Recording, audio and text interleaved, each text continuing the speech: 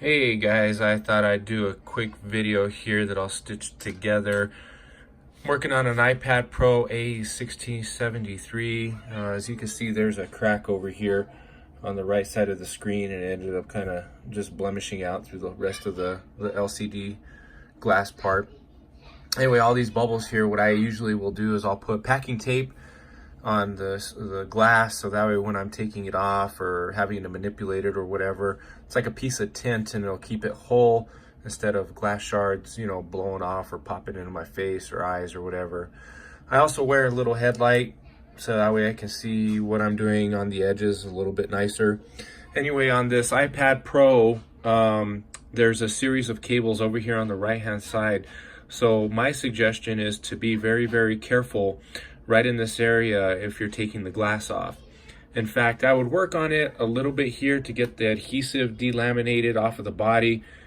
I would work on it a little bit on the right side here, but primarily I would really focus on this left side, the top, and also just be careful here with the home button. You don't want to mess anything up. I have a couple tools here that I use, you know, a nice little metal tool that I can get in between and not scratch up the metal on the edges. And then I got a bigger non-marring tool here that I can use and really get in there.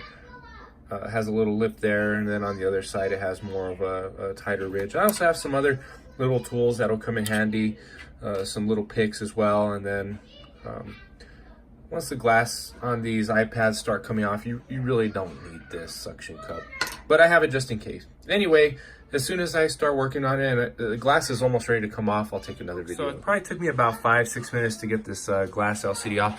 As you can see, it's pretty much adhered together. I don't have a rework station just to replace the glass, and I'm sure this is probably put together with Loca glue as well. Anyway, as you can see over here on the right hand side of the iPad, there's a little IO shield. You want to take this off, and then your series of cables you'll just unplug from here. Everything else looks pretty good. There's no damage to the corner edges on the bezels here. And then I'll go through and just take off this this adhesive tape. I've done a few iPads back in the day. This one by far was probably one of the most easiest to take off of the frame as far as the glass itself. I got this little IO shield off that's sitting right here. Something that I would caution if you are taking it off is that there's a little clip. And as you can see, it's like this little hinge kind of right in this area here. There's two little hinges that are essentially hinged onto the bottom of this little IO plate. Let's see if I can get in focus. As you can see, so when you're taking it off, you'll have to push it forward to the side a little bit and get it dislodged from this area.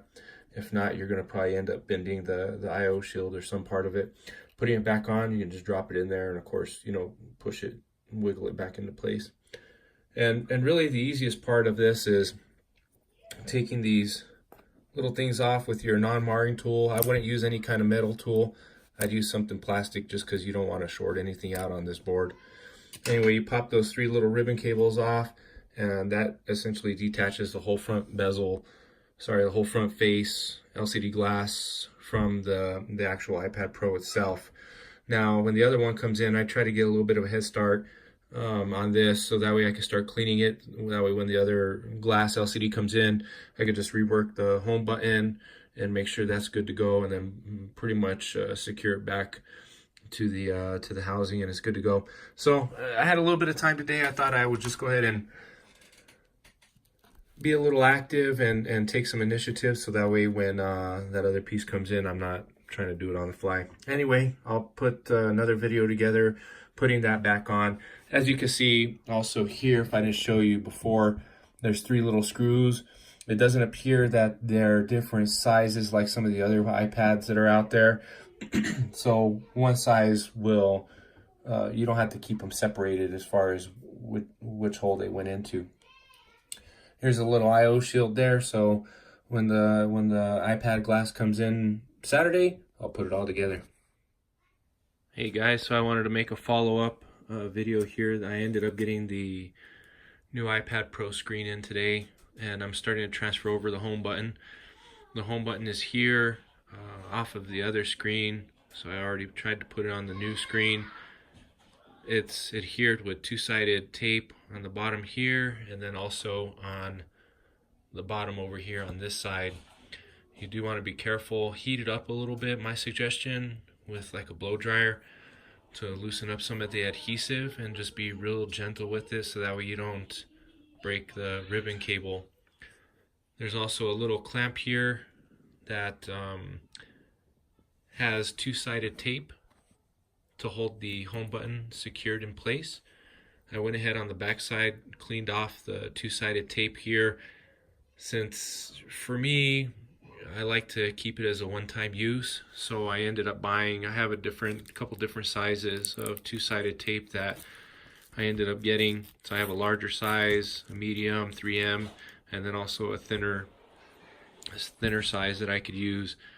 With that, this didn't come with any adhesive, thank goodness, on the actual LCD panel, because I really like using the red double-sided tape, whether it's the big one or the small one. The 3M is good, but it seems like there's more of a stronger hold on the red tape that I use.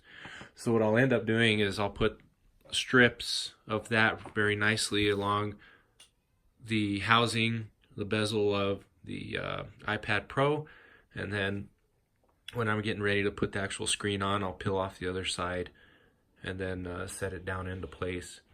The nice thing is since there is different thicknesses, I can use a thinner one here on this ridge with a thicker one over here on this ridge, and a little bit thicker on the top as well.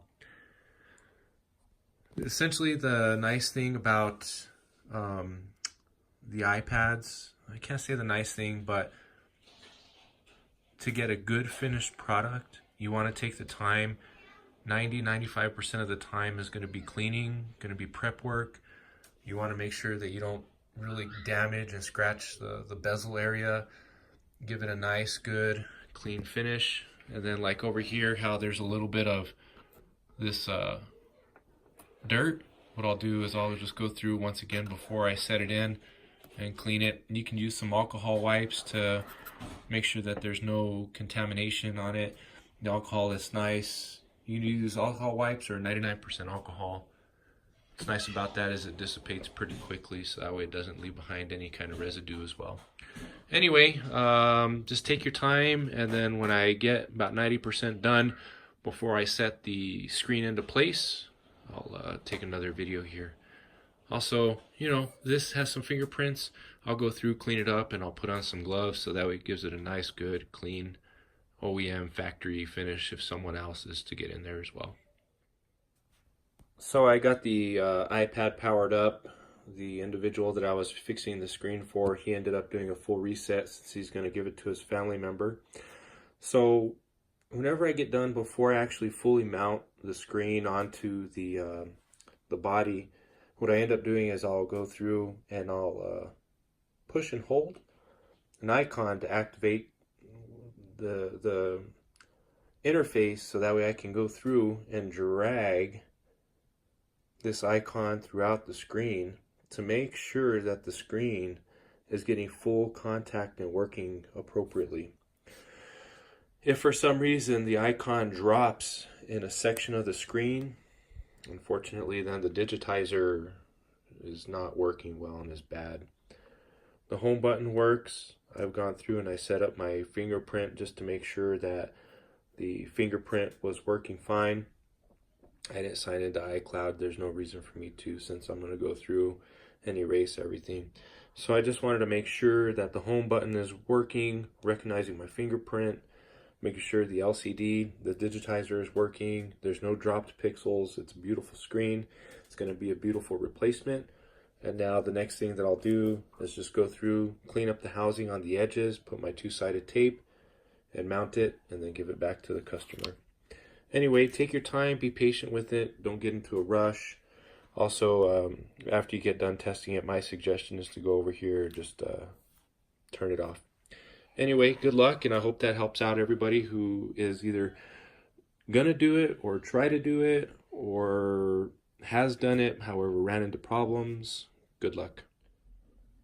Here's the completed version of the iPad that's finished. As you can tell, the screen went on there very nicely. It's not going to come off. I have a rag here that I'll go around the edges a couple times and put a little bit of pressure. I don't want to put too much pressure because I don't want to end up breaking the glass again. But pretty much that's it. This is a beautiful screen. Look for a quality screen if you're ever going to get a replacement. And the home button works too. So if I come over here, I set up my fingerprint. So the fingerprint sensor works, everything works seamless. It's actually a beautiful iPad. Thanks for tuning in, folks.